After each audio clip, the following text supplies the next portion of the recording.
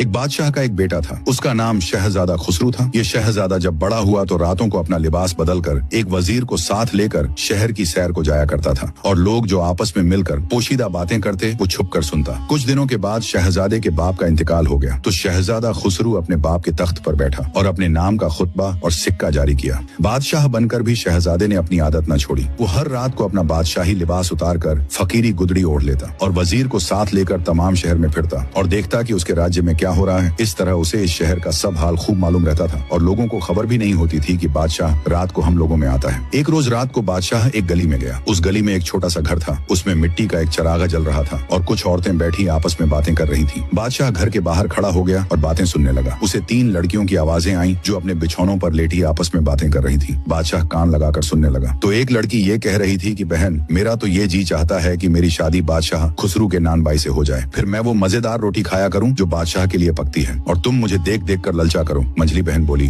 कि मेरा तो यूं जी चाहता है कि मेरी शादी बादशाह के बावर्ची से हो जाए, फिर तो मैं वो उम्दा उम्दा खाने खाया करूं जो रोटी से भी ज्यादा मजेदार हूं और तुम देख देख कर तरसा करो। छोटी बहन सबसे ज्यादा खूबसूरत और अक्लमंद थी। वो बोली कि तुम लोग बहुत नदीदी हो, खाने के लिए बादशाह के नौकरों से शादी करना चाहती हो। अगर मेरा बस चले तो मैं अपनी शादी बादशाह खुसरू से करूं कि मलिका बन जाऊं, खुद भी अच्छी तरह रहूं और औरों को भी आराम पहुंचाऊं। बादशाह इन तीनों बहनों की बातें सुनकर खुश हुआ। वजीर साथ था, उससे कहा कि तुम इस घर को अच्छी तरह से पहचान लो, सुबह को मैं तुम्हें भेजूंगा कि इन तीनों लड़कियों को मेरे हुजूर में हाजिर करो। वजीर एक ने इस घर को खूब अच्छी तरह से देखकर पता याद कर लिया। फिर बादशाह और वजीर दोनों यूं ही चक्कर लगाते और बातें सुनते अपने अपने घर को चले गए।